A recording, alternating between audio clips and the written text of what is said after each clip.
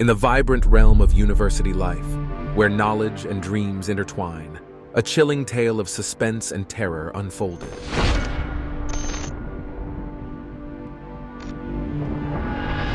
The ominous words appeared on our mobile phones. Lockdown in effect. Seek shelter immediately. A shiver ran down our spines as we absorbed the gravity of the situation. This was no ordinary drill. It was a dire warning that danger lurked in the shadows of our sanctuary of learning. My roommate Jenna and I exchanged worried glances, our hearts pounding in our chests. The safety we had taken for granted crumbled in an instant, replaced by a gnawing sense of vulnerability. We hurriedly made our way back to our dorm room, hoping that the familiar walls would shield us from the impending threat. As we entered our room, a wave of relief washed over us. We convinced ourselves that we were safe within the confines of our sanctuary, shielded from the horrors unfolding beyond our door. But just as we began to exhale, our phones rang simultaneously, jolting us back into a state of heightened alertness. The voice on the other end of the line delivered a bone-chilling message. "He's in your room. Don't make a sound. Get out now." Panic surged through our veins as we realized the intruder had infiltrated our supposed safe haven. Against our better judgment, we hesitated and began a hasty search of the apartment, not believing that someone could have entered our room. Under the bed, we peered with bated breath, our eyes scanning the dimly lit space. No sign of the intruder. With lingering doubts, we pressed on, turning our attention to the kitchen, our senses heightened with every creak and whisper. Still, no trace of the mysterious figure who had disrupted our peace. We should have got out at this point. Driven by a compulsion to exhaust every possibility, we ventured into the spare bedroom, where a lone cupboard stood silently in the corner. Its partially open door beckoned to us like a sinister invitation. Fear gripped our hearts as we approached, our eyes straining to make out the shadowy contours within. And there, nestled in the confines of that foreboding cupboard, our worst fears materialized. A figure concealed in darkness, a silent menace, lurking within our sanctuary. Our screams of terror pierced the air as we turned and fled, our desperate pleas for help echoing through the corridors. Security and police responded swiftly to our distress, apprehending the intruder who had invaded our sanctum of study.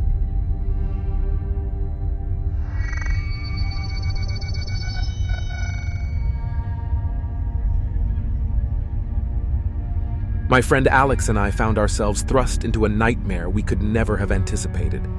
It started as a routine lockdown, but little did we know that it would become a tale of fear and survival.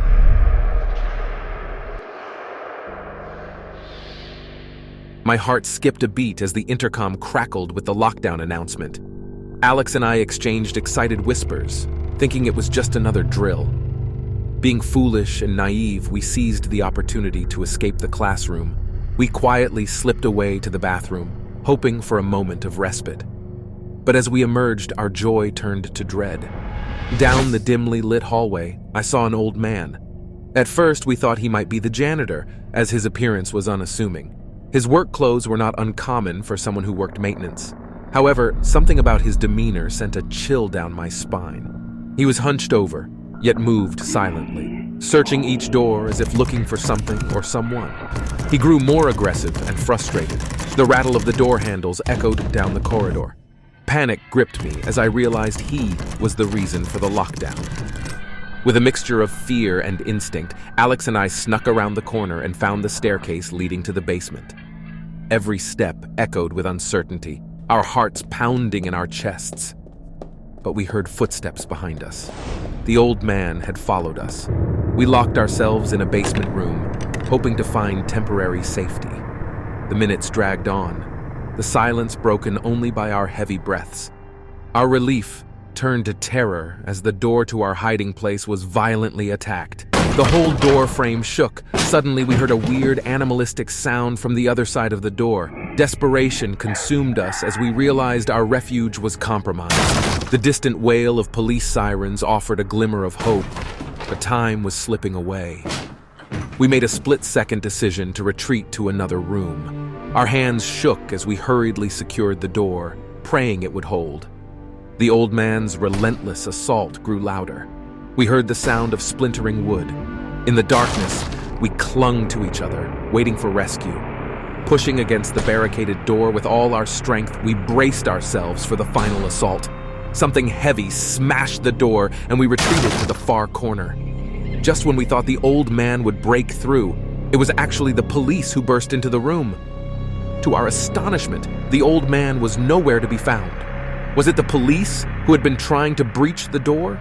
Confusion and relief washed over us in equal measure. Who was the old man, and where did he disappear to? To this day, the identity and motives of the old man remain a mystery.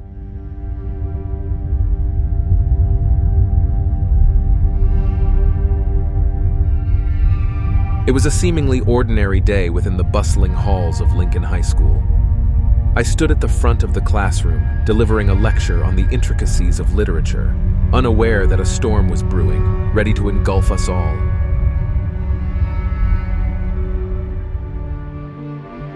Suddenly, the intercom crackled to life, its voice commanding attention and demanding adherence to the unfolding tragedy.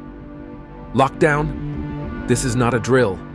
The words echoed through the corridors, shattering the illusion of safety and plunging us into a state of panic and uncertainty.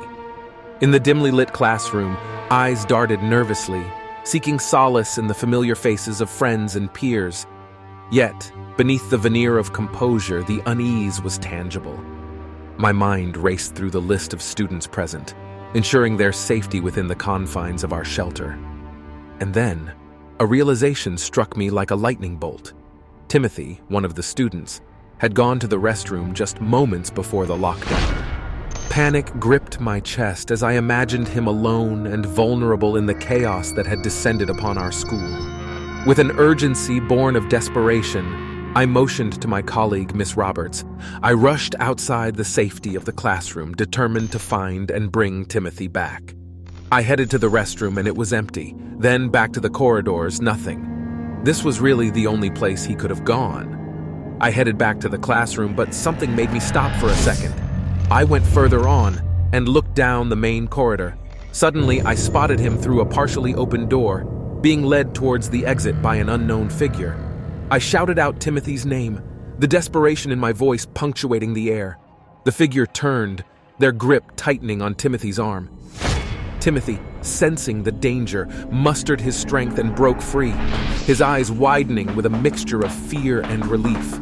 He ran towards me, tears streaming down his face, his small frame trembling with adrenaline. Together, we sprinted back to the safety of our classroom, our hearts pounding in unison. As we reached the door, my hands fumbled with the lock, and we got inside, shutting the door. But I heard the sound of approaching footsteps. The intruder wasn't finished. Suddenly, he began pounding aggressively on the door. We all retreated to the far side of the classroom. The door frame splintered as if about to give way. Then we heard the wailing sirens of approaching police cars. The banging suddenly stopped. The police searched the premises, but the figure had vanished without a trace, leaving us with unanswered questions and a lingering sense of unease.